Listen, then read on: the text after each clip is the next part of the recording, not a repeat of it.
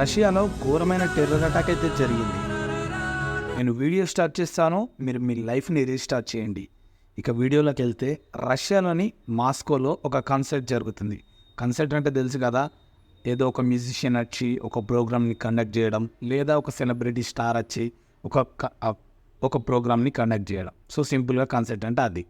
అటువంటి కాన్సర్ట్లో గుర్తు తెలియని వ్యక్తులు సడన్గా ఉన్నటువంటి కాల్పులు జరుగుతూ స్టార్ట్ చేసారంట. ఈ కాల్పులు చప్పుడు స్టార్ట్ చేసిన తర్వాత ఏం జరిగిందంటే 60 మంది ప్రాణాలను వదిలిపోయారు.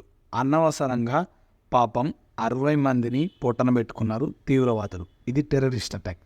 ఇంకా 145 మెంబర్స్ అయితే ఇంజురీ కూడా అయ్యారు. అంటే ఈ లెక్కన 200కు పైగానే చాలామంది ప్రజలైతే ఇంజూర్ అయ్యారు. అందులో చాలామంది వాళ్ళ ప్రాణాలను కూడా కోల్పోయారు.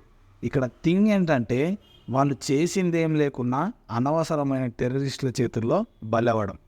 అండ్ ఇంకొక దరిద్రమైన విషయం ఏంటో తెలుసా, చేసిందేదో పత్తిత్తే వరం అన్నట్టు, మేము చేసిందేదో పత్తిత్తుల వ్యాపారం అన్నట్టు 10 ఎకరాల పంట పండించినట్టు ఈ చేసిందే దరిద్ర పని. దానికి ఐఎస్ఐఎస్ తెలుసు కదా, తీవ్రవాద సంస్థ ఒకటి ఏడ్చింది. వాళ్ళు మేము దీనికి రెస్పాన్సిబిలిటీ వహిస్తున్నామంట. చేసిందే లంగ పని, మళ్ళీ దానికి వాళ్ళు రెస్పాన్సిబిలిటీ వహించడం అన్నట్టు. ఇదేంటంటే, మేమే రాబాయ్ చేసింది, మీరు ఏం బీక్తారు అన్నట్టు వాళ్ళు ఇచ్చే స్టేట్మెంట్స్.